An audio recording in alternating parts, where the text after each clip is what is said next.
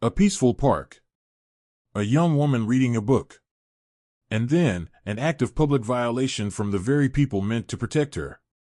But this time, they picked the wrong person, and that mistake woke up an entire city. Welcome to Mr. 7 Stories, where we bring you powerful, emotional, and truth-driven stories that challenge the system. If you're watching this, drop a comment and tell us where you're tuning in from. Globe showing Europe, Africa. And if you believe justice should be heard every single day, don't forget to like, subscribe, and follow so you never miss another story. Now, let's uncover what really happened that day in Crest Hill Park. It was a peaceful afternoon, the kind the American South tends to hold onto like a final gift from spring. Sunlight filtered through dense oak canopies, a light breeze whispered over the silver surface of Crest Hill Park's lake, making everything feel as if it were sealed inside a giant glass jar, still and strangely beautiful. Ariel Morgan sat alone on an old wooden bench, right at the curve of the trail leading to the water's edge.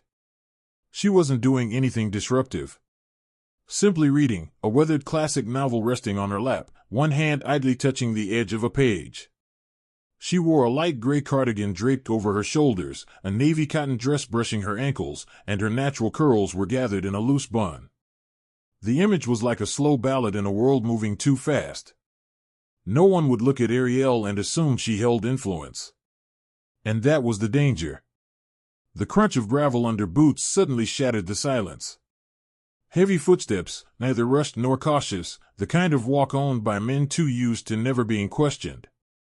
"Nice dress," a man's voice called out, laced with mockery. "Bet it looks even better from inside a cruiser." Ariel looked up cautiously, closing her book with a crisp motion. Standing before her were two police officers. The older one, thick-set with smug eyes and a bulging gut full of entitlement, wore a name tag that read Travis Brenner. Beside him was Logan Price, younger, his uncertain gaze betraying inexperience. "Is there a problem?" Ariel asked, her voice calm but firm. "Just patrolling, sweetheart," Brenner shrugged, feigning nonchalance. "Sunday, you know. Wish we were all as free as you." "I'm just reading," Ariel replied, her gaze unwavering. "That's not illegal, is it?" "Depends." Brenner took a step closer. "You got ID?" "Could be loitering. Or casing the place." Ariel furrowed her brow. "Casing a public park?" Price looked away. Uncomfortable, but silent. "You're coming off a bit mouthy," Brenner smirked. "Shame. Pretty girls with attitude, not a good combo." Then, in one swift motion, he leaned down, gripping his baton, and used it to flip up the corner of Ariel's dress. It happened so fast there was no time to react. The light fabric lifted, exposing bare skin to the open air. Ariel gasped, clutching her dress in both hands, breath caught hard in her chest. "What the hell did you just do?" she shouted, fury erupting. "You just assaulted me." "Oh, come on now," Brenner backed off, laughing. "Don't blow things out of proportion. It was just a joke. It's Sunday, lighten up." But Ariel didn't laugh. She stood, slowly, like a spring compressed her entire youth. She looked him directly in the eye, calmly pulled her phone from her handbag. No trembling. No raised voice. "I'd like your badge number, please." Brenner raised his eyebrows. "Oh, we've got ourselves a little activist here. Want to call the news station too?" Ariel didn't respond. She scrolled through her contacts, tapped a familiar name, and brought the phone to her ear. "Mom," she said, voice low but sharp as a blade. "I need you at Crest Hill Park. Right now." Brenner froze. Price darted a glance at him. No more jokes. No more Sunday fun. They had just stirred up a storm, and neither of them was ready for the hurricane heading their way. Travis Brenner let out a dry chuckle, clearly unaware of the earthquake about to split open beneath his boots. "You calling mommy?" he sneered, chin tilting toward Ariel. "What now, mom's a lawyer or something?" Ariel still said nothing. The phone stayed pressed to her cheek. Her gaze never left him, no longer furious, but calm. The kind of calm that comes from knowing exactly what you're doing. "I'm at Crest Hill Park," she said into the phone. "And 2 officers just violated my body. One of them is named Travis Brenner." Brenner took a half step back. Beads of sweat began to form on his forehead, despite the mild weather. He turned to Logan Price, clucked his tongue. "How far's this circus act gonna go?" Price nodded faintly, but stayed silent. His hand had stopped fiddling with the baton, though no one noticed when. There was something in Ariel's voice that rattled him. It wasn't loud or dramatic. It was steady, so steady it chilled. Then the voice on the other end of the call spoke, loud enough for both officers to hear clearly. "Do not move from that spot. Preserve the scene. I'm on my way. Tell those 2 officers to stay exactly where they are." "Wait," Price whispered, his voice nearly cracking. "Who did she say her mom is?" Ariel lowered the phone, looked him square in the eye. "Mayor Evelyn Morgan." For a split second, the air froze. Brenner's eyes widened, his lips twitching like they were trying to form a protest, but failing. You're kidding me," he stammered, trying to laugh, though his voice was suddenly dry. "You're Mayor Morgan's daughter?" Ariel nodded, slowly. "And you just laid hands on me? Without consent? On camera? In the middle of a public park?" Logan Price looked as though the blood had drained from his face. His hands visibly trembled. Brenner, on the other hand, tried to salvage what little ground he had left. He straightened up, placed his hands on his hips, as if posture alone could reclaim authority.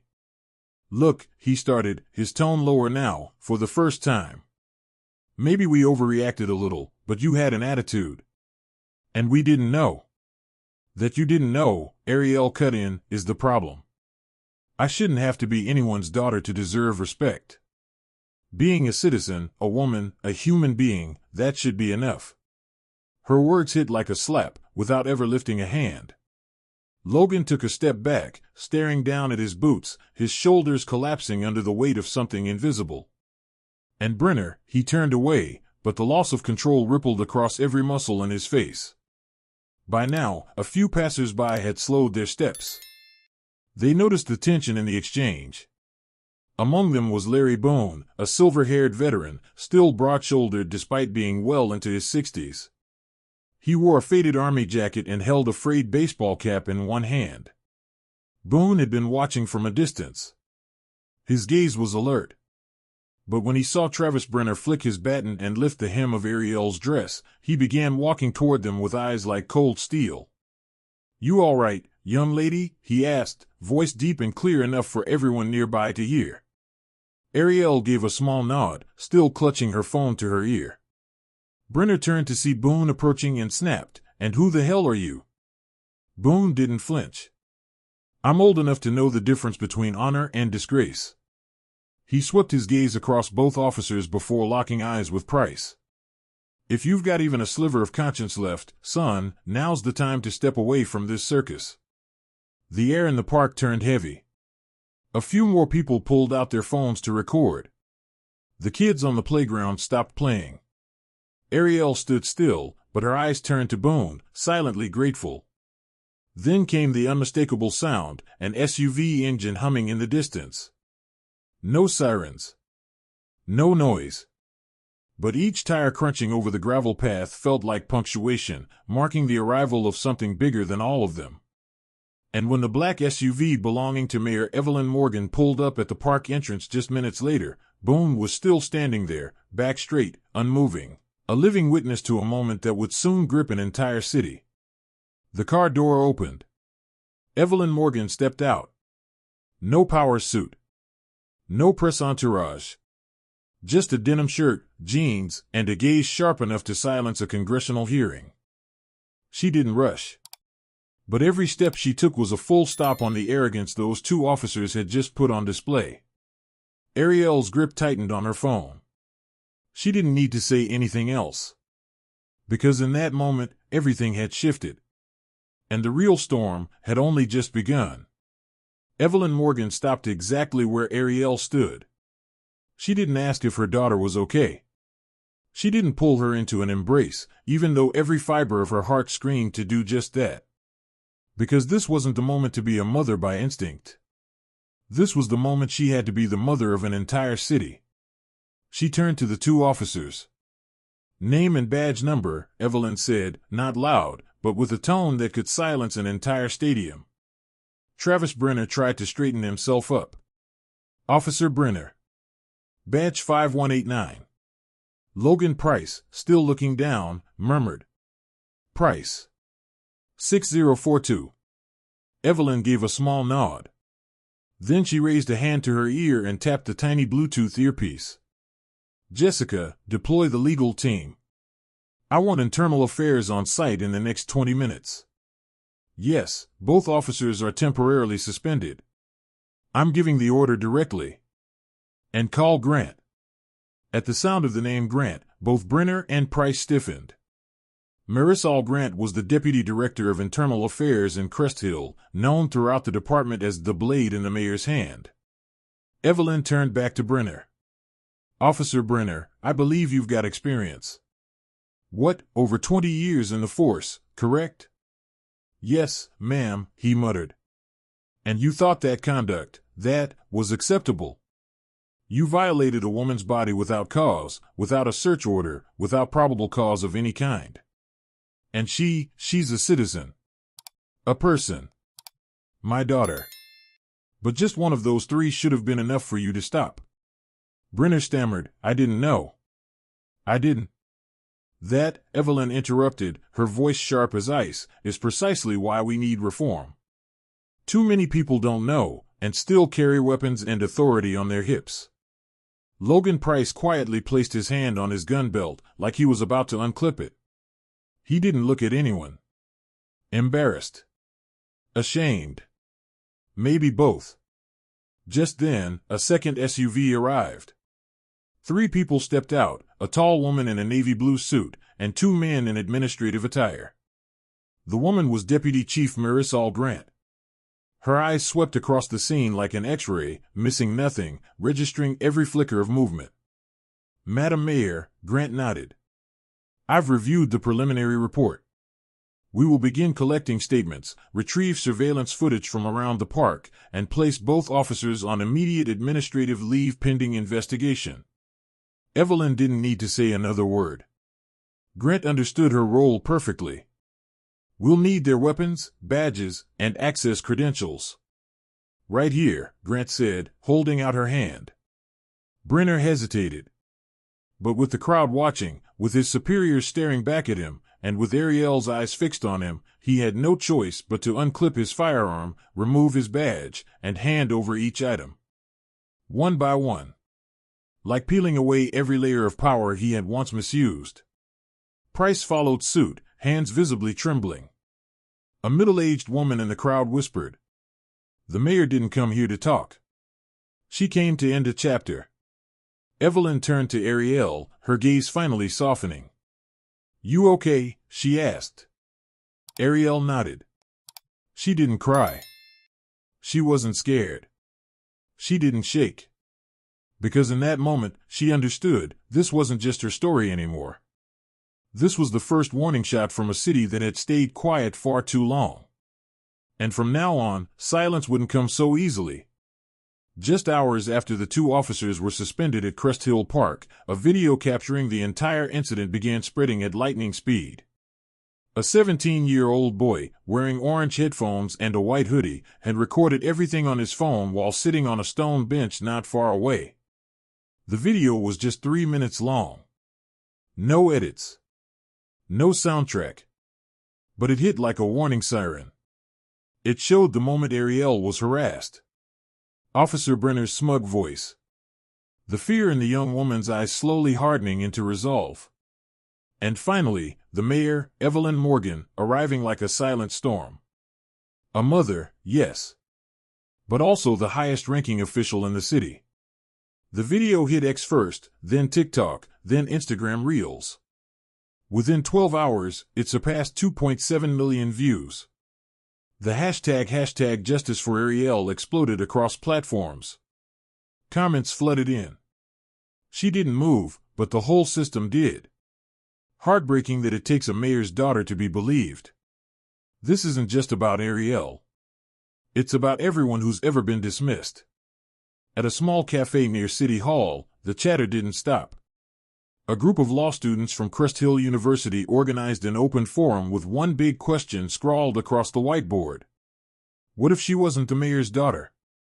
But amid the overwhelming wave of support and its inevitable backlash, a darker thread began to surface, adding a chilling layer to everything. Ariel received an anonymous message.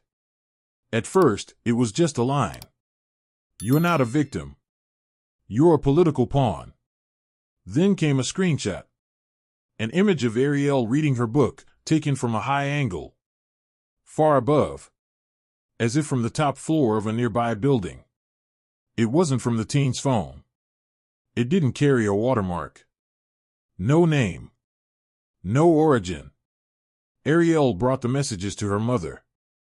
Evelyn stared at the photo, her eyes darkening. This didn't come from a civilian," she said slowly. "Someone with access took this." She called Grant immediately. "Marisol, we've got a bigger problem," Evelyn said, voice tight. "I think someone inside the department is trying to intimidate her.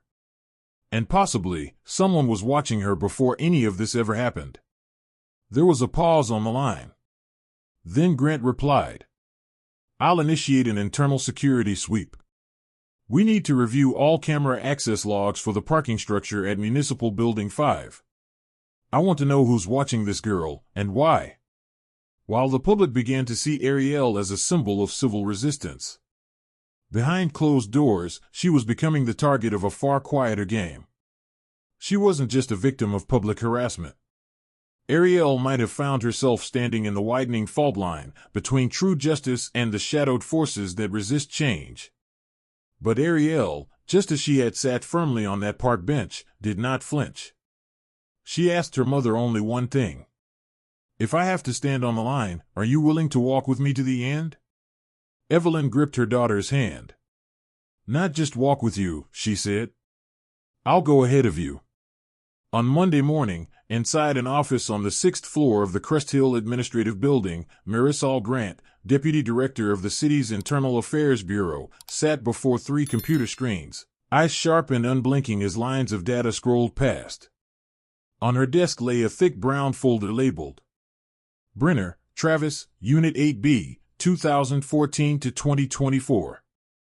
Grant wasn't new to this. At 46, she had served in the state police before transitioning to internal affairs. She knew the creases and folds of the system well, and how men like Brenner could hide behind spotless paperwork. But this time felt different. Brenner wasn't just another officer accused and cleared. He was a needle that had silently pierced through the blindfold of justice for years. Grant opened the file.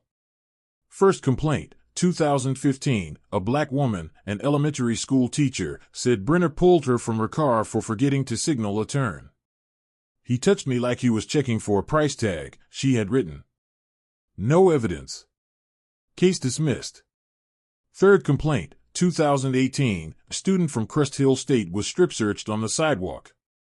Brenner's report read, suspicious behavior. No drugs. No weapons. No apology. The complaint was never formally filed with the court. And then there it was, an email buried outside the standard oversight logs. It surfaced only when Grant manually accessed the cold server archive. The email was sent last year. Anonymous. From an internal employee. It read, "If you don't act on Brenner soon, it's going to spiral. He gets off on intimidating black women, people know it." Grant leaned back in her chair, jaw clenched. There was a pattern. A deeply systemic one. But the most terrifying part wasn't the actions themselves, it was how many people had chosen not to see. Not until Ariel Morgan forced an entire city to open its eyes. She opened another tab, a restricted data window, public camera access logs. The image Ariel had received, the one showing her reading in the park from an elevated angle, matched exactly with the view from camera 14, located at the city's traffic control center. That camera wasn't meant for civilian monitoring. Access was restricted to internal clearance only, granted to a select group of officers. And on the list of names who had direct access that day, there were only 3. One of them was Travis Brenner. Grant clenched her fists. Her voice was ice cold as she called Evelyn Morgan. "Mayor, we have enough grounds to open a criminal investigation. Not just for what happened in the park, but for an entire decade-long network of cover-ups and abuse of power. And Travis Brenner is at the center of it." Evelyn paused for a few seconds before replying, slowly and deliberately. "Then start at the heart of that rot. No concessions." Grant stood, folder in hand, eyes sharpened with resolve. This was no longer a personal reckoning.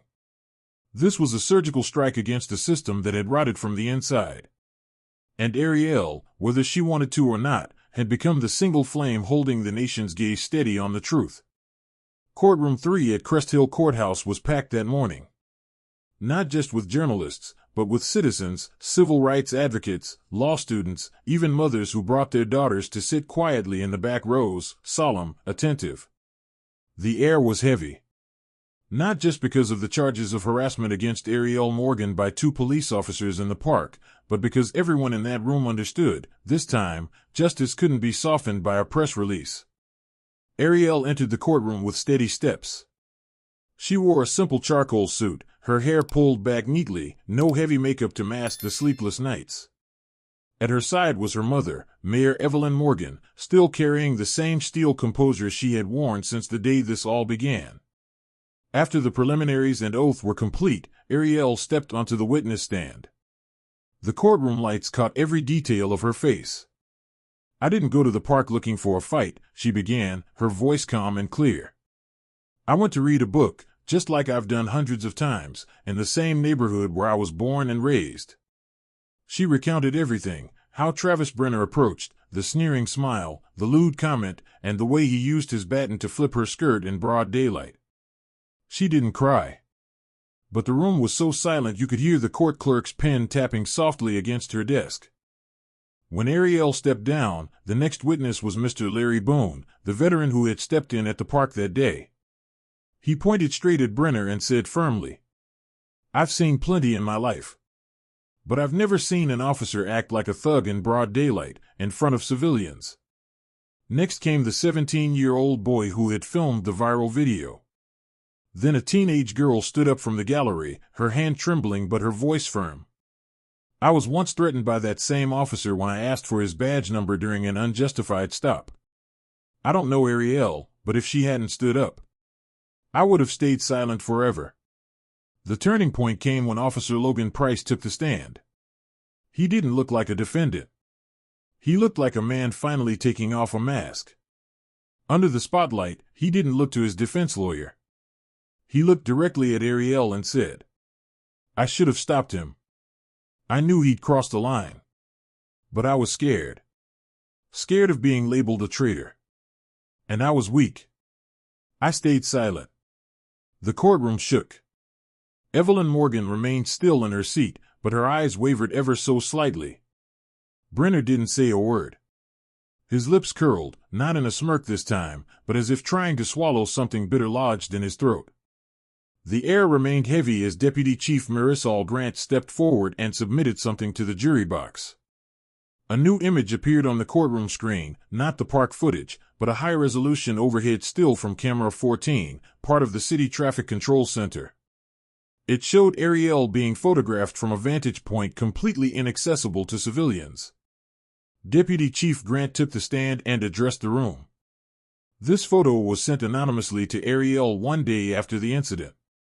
"We traced system access logs and confirmed that, at the exact time the image was captured, only 3 individuals had authorization to access this camera. One of them is the defendant, Officer Travis Brenner." A wave of murmurs rippled through the courtroom. One juror sat upright, scribbling faster. Grant continued, "Camera 14 is not part of the civilian monitoring network. It's classified as internal security infrastructure. Access requires special clearance.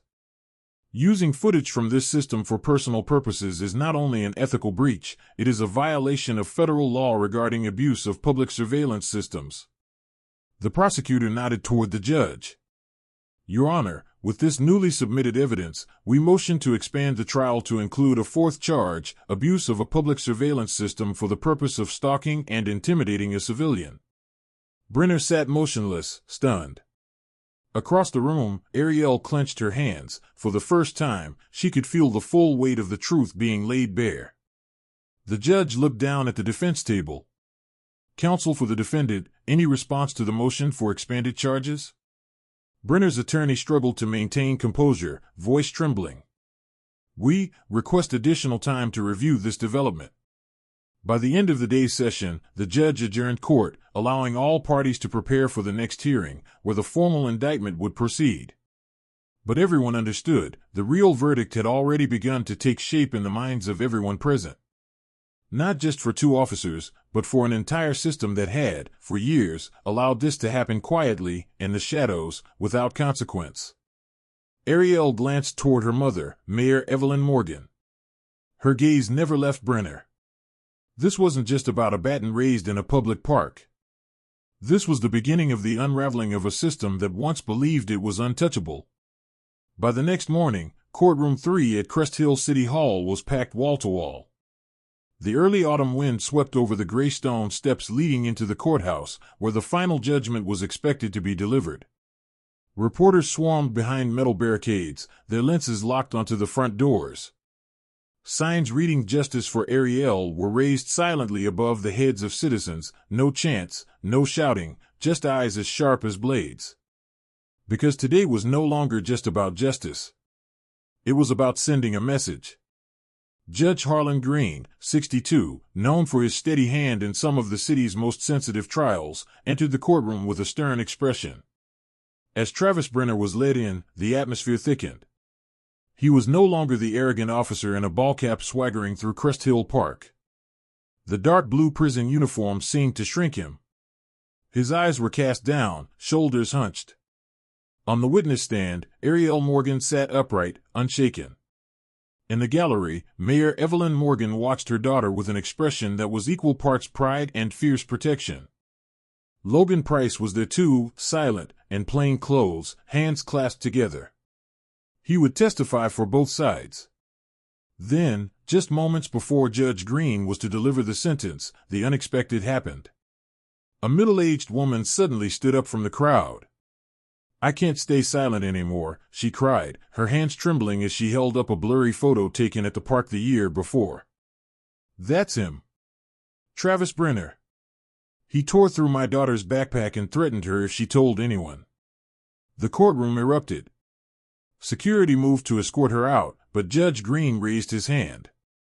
"Let her speak." That simple gesture unleashed a flood. 3 more people stood up. A retired schoolteacher. A black college student. A single mother. Each of them said they had been victims of Brenner, threatened, humiliated, ignored. Their complaints either dismissed for lack of evidence or quietly buried. The prosecutor, caught off guard, requested permission to enter the new testimonies into the court record. Though the day's trial focused on Brenner's actions toward Ariel, the larger picture of a man emboldened by unchecked power had come sharply into view. When Brenner was asked for a final statement, he didn't meet anyone's eyes. "I was wrong," he muttered. "I didn't think things would go this far." "It's not that things went too far," Judge Green replied. "It's that they finally reached the right place." The court found Travis Brenner guilty of abuse of power, racially motivated harassment, and violations of personal dignity. He was sentenced to 18 months in prison without parole, a 3-year ban from law enforcement, and mandatory enrollment in a program focused on civil rights and bias reduction. Logan Price, for his late but full cooperation, received a lighter sentence, 90 days of probation, mandatory retraining, and community service in the very neighborhoods he once turned a blind eye to. Ariel didn't cry. As Brenner was handcuffed and led out of the courtroom, she rose from her seat, turned toward the crowd waiting in the hallway, and walked out without saying a word. But in her eyes, in her step, the message was unmistakable. This wasn't an ending. It was a beginning. The aftermath of the verdict still echoed through Crest Hill when Mayor Evelyn Morgan stepped behind the podium for a press conference at City Hall. Camera flashes blinked like strobe lights, but she remained composed, standing tall among a sea of reporters and citizens with an expression that made no room for compromise. Crest Hill will not allow this tragedy to end with just a verdict, she began, her voice steady and clear. We will reform this system from the ground up. Immediately following that declaration, Mayor Evelyn Morgan laid out 3 initial measures that made the entire city sit up and listen.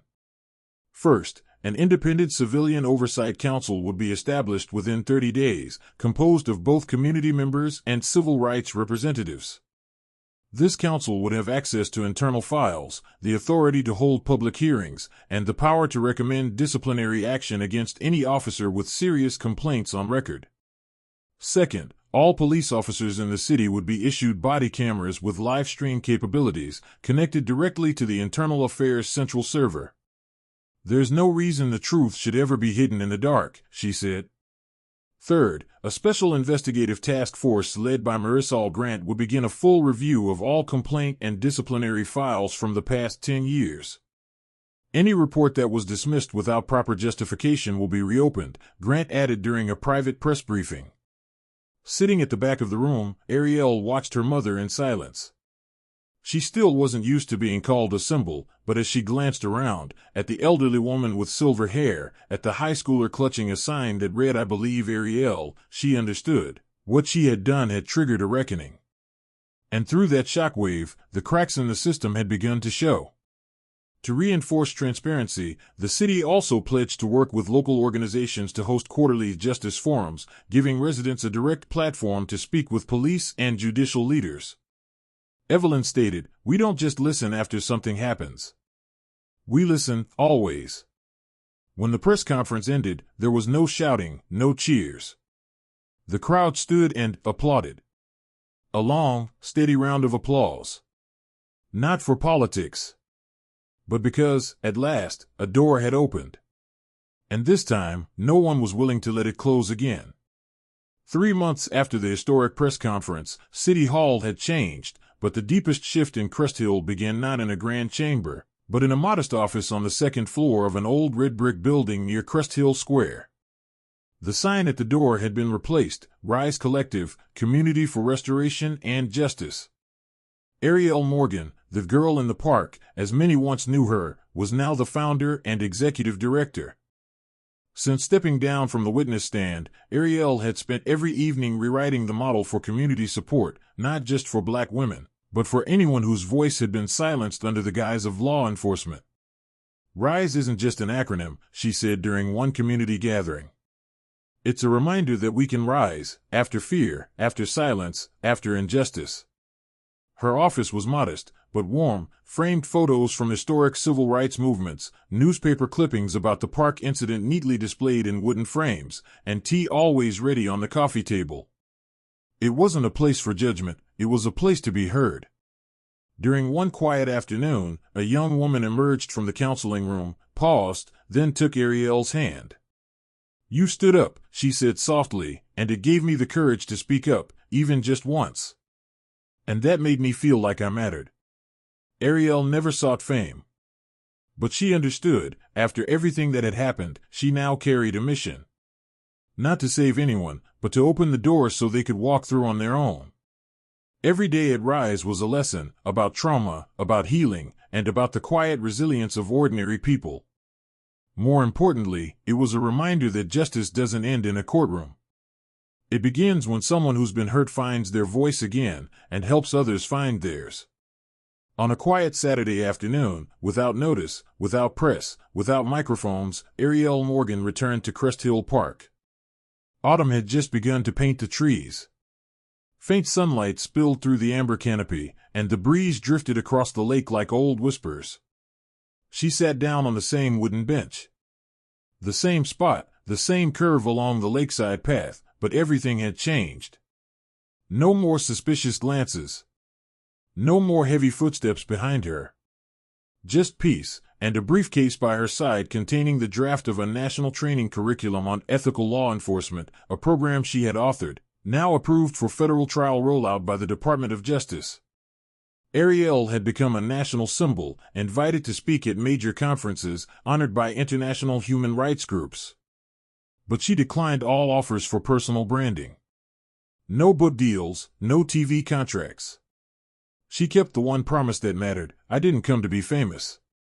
I came so no one else would have to stay silent like I once did. A little girl walked past the bench, sketchbook in hand.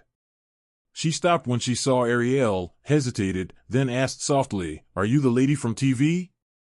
Ariel smiled, not answering right away. She leaned forward and whispered, "I'm someone who used to be afraid, right here in this exact spot. But not anymore. And if one day you ever need someone to stand beside you, I'll be there." The girl nodded, smiled, and ran off, leaving Ariel sitting alone. But she wasn't lonely. Because now, every step she took was part of a bridge being built, with stories, with truth, and with people who dared to rise. Not to claim victory, but to reclaim dignity. Ariel Morgan was no longer a victim. She was a guide. And from that same old bench, she no longer looked back. She looked ahead. Because the mission was still going, and thousands were now walking with her. Quietly. Powerfully. Together.